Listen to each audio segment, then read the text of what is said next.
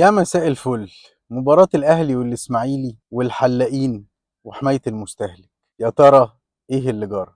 مباراة مملة بس 3 نقط مهمين جدا. ما عندكش أي رفاهية إن أنت تخسر أي نقطة في صاع الدوري حتى لو كان قدام الإسماعيلي، والإسماعيلي خصم أتاح لك بصراحة إن أنت تقدر تغير أكتر من مركز وتجرب أكتر من لعيب جديد. يوسف بالعمري ما طلع شغال أهو يا جماعة، ماله؟ إيه اللي مش مقتنع بيه فيه؟ أنا ابتديت أقلق بصراحة قبل ما أشوفه.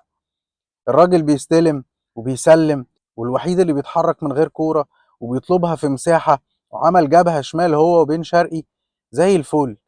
هتبقى نارية وبن شرقي ناحية الشمال. ما هو ليه كان لازم نعك ونعكس ونضيع مننا نقطتين في ماتش البنك الأهلي، وطاهر هو اللي يجي شمال وبن شرقي يروح يمين، وهتبقى جبهة زي الفل. مالكوا يا حلاقين مصر؟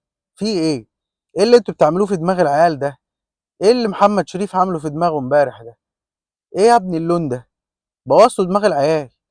ولا ده خلطه انت عاملها في البيت انا عشان ما اظلمش الحلاقين ولا ايه؟ الصراحه ادائك ما يفرقش كتير قوي عن لون شعرك. اما بقى حمايه المستهلك، انتوا فين من صفقه كاموش دي؟ مش في سياسه استرجاع 14 يوم؟ ما تدوروا يا جماعه يمكن نقدر نرجعه. الواد بايظ محتاج يترج ويشتغل من اول وجديد ولا يتعدعض البطاريه. ده صفقة جاية تشيلنا في نص الموسم. واخيرا الشناوي، كابتن شناوي، مش معنى ان انت ما دخلش فيك اجوان امبارح ان انت كنت نجم المباراة عمال تطلع يمين وشمال. الكورة برضه عمالة تقع من ايدك وتباصي باصات غريبة الصراحة. مش كده يا كابتن شناوي، هنتشل معاك. ارحمنا. وده اهم ما في المباراة.